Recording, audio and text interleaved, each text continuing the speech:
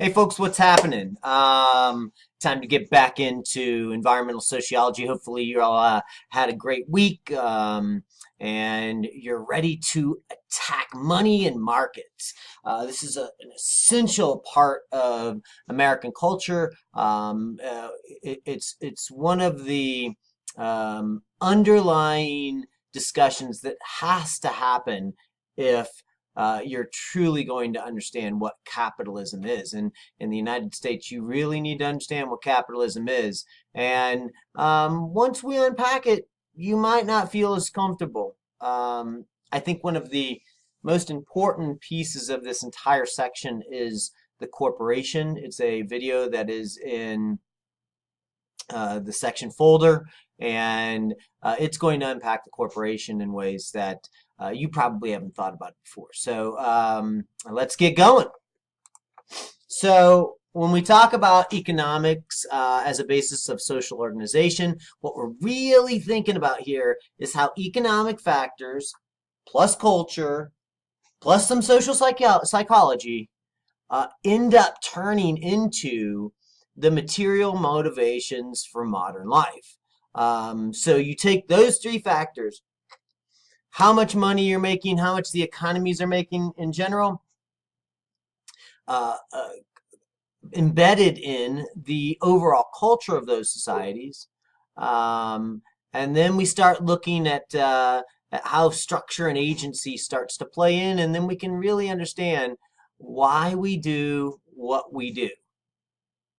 But as always, and one of the common themes of this course is it's not just material stupid, it's the ideal as well. How we think grants us control over economic factors. And just because the way we think seems to be natural and it seems to be very solidified, it does not mean that that's the way we have to think as we move forward.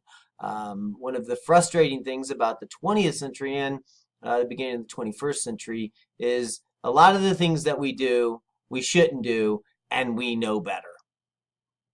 So just knowing that we shouldn't do something is not enough. How we organize the political will to push back or reestablish some norms that may have been part of our culture before, but no longer are today, it's possible. We can think our way out of this problem. So we can think our way out of this problem, folks. We can do it. Do not feel as if we can't, because when you start to feel that way, then we're stuck. So if you're frustrated today, get your education, get your knowledge straight, and go start lobbying for a different world. Change starts with you, just like change starts with me. When we're thinking about capitalism, and if you've read any Marx, you know that Marx talked about capitalism having the seeds of its own destruction embedded in itself. One of those seeds is the problem of the original capitalists. This is a representation of the ever-present wage-price gap. In order for capitalism to truly work, workers must be paid less for the capitalist class to prosper, or the bourgeoisie, if you're thinking Marx. But workers must be paid enough to continue to buy goods and drive consumption. So this is a constant struggle, right? Because capitalists are going to try and decrease wages and increase profits. But they can only do that so much because it's those same workers that are going to be out there buying their goods that are going to drive consumption.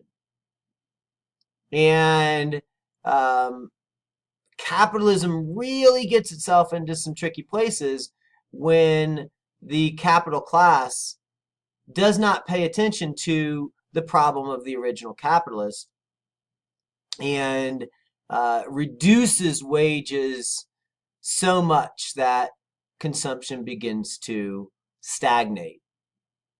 And what this system ultimately does is it gets us on a treadmill of production and consumption, and everybody finds themselves hoping for economic growth. Even if that economic growth ultimately uh, reduces our resource base to where it's no longer sustainable, we're caught in this cycle.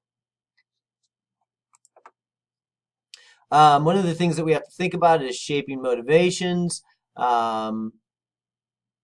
This shaping of motivations by technology and economics is important to understanding why we consume more than we need. Think of this equation. Economic growth equals economics plus political health. The matter of both material interests and cultural ideals, how they come together to establish our wants, needs, and desires, our consumption patterns, our economic health and well-being. These are really, really important factors to how we ultimately shape ourselves. And the ironic thing is that this shaping goes very much unnoticed in our society. We just assume it is going to happen.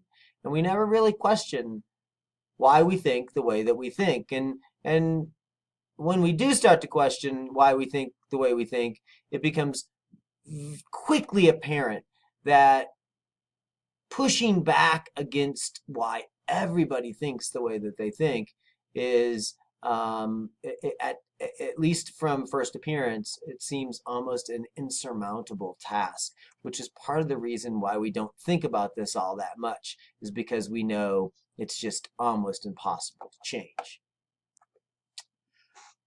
So when we think about this, that we have to recognize that embedded in human culture, there's a belief that economic growth is the key to meeting most of the important human needs that we have today. When we think about this, we have to recognize that not all economic growth is bad for us, and it's not bad for the environment. There are some companies that invest in and promote green technologies, and they might be beneficial over time. But pressures for economic growth often externalize environmental and social costs. Now we have to unpack what that word externalize means, right? It's those unintended consequences. When you watch The Corporation, they talk about externalities, and there's this scene where there's a pie fight, and two people get in a pie fight, and one throws a pie, and it misses the second person, and it hits somebody else off to the side. And that person gets mad, they engage in the fight as well, and the fight just blows up. So these externalizing environmental and social costs that are not taken in consideration with the original economic transactions can be extremely problematic for society as a whole. And what we can guarantee is that those engaged in economic decisions will not take these external environmental and social costs into consideration unless an entity larger than them forces them to. That's what regulations really are. And then, of course, economic inequality is central to motivations to overconsume. Being unequal allows the rich class to consume more and justify their consumption patterns based on they just work harder. And it inspires those that are socially unequal or part of minority classes to consume more to try and keep up with the proverbial Joneses. Money, of course, is the principal means of arranging one's material needs and wants in most of the world. This is a byproduct of capitalism in many respects. and industrialization. Money in this society equals power. We need to invest to ensure higher returns in the future. So we're taking that money, we're going to invest it in new adventures, and hopefully that returns us more in the future. That's why we play in the stock market, right? The idea is that we're going to win and we're going to be better off somewhere down the road. And most people continually seek more money, even though they might have enough. They might have more than their family could ever spend, but they continue to seek more. This is one of the primary questions that I ask myself all the time. How much is enough? When do I know that I have enough? And the answer to that question, unfortunately, is never. There's some generalizations of the market that are important that we need to understand.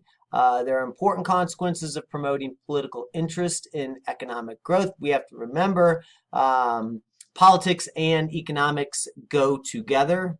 And the economy must grow for people to have more money. Which, again, this is part of that idea of perpetual growth. As more people want more slices of the pie, or as more people want slices of the pie, what's really going to need to happen is you're going to have to make the pie continually bigger. And that becomes a problem when the pie can only be so large. That reflects back to that whole 1 Earth, 1.5 Earths, 3 Earths equation, right? The more we consume, the more Earth we need. We can look at the Earth as the pie, as far as the resources it provides for us to sustain ourselves, and realize that the idea of perpetual economic growth is unrealistic. The ideas of promoting economic growth are important. First off, the political approach, which economic growth is a way to maximize political support and votes. You can see this all the time. If you're watching the news, one of the things they always say is, well, if the economy's doing good, then people are going to support the particular candidates that are making the economy good. If the economy is bad, then people are going to not support those political candidates. If the stock market is doing good, and I have to tell you folks, I really think that we are missing the mark when we use the stock market as the indicator of whether we're doing good or whether we're not doing good, because most people in this country do not own stocks. The idea that more money equals success and happiness, that's faulty at best and probably just incorrect. And growth and wealth does not occur equally in our society, or most societies for that fact. Once again, we get back to the treadmill of production.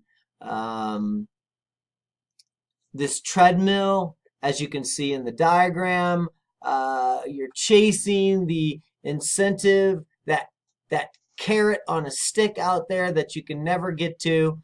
And as it all goes, what comes out of it are products that we may or may not be able to purchase, and ultimately they're sick for, or they make us sick, and they trash the environment as well.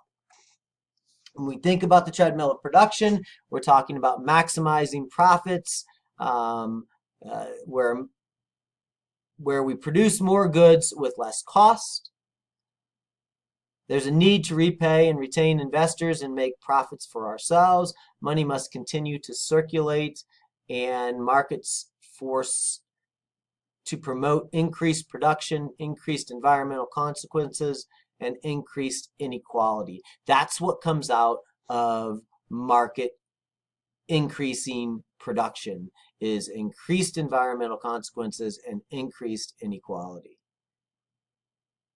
And in order to save money in the production process, you have to cut regulations and you have to reduce the amount of pay to your workers.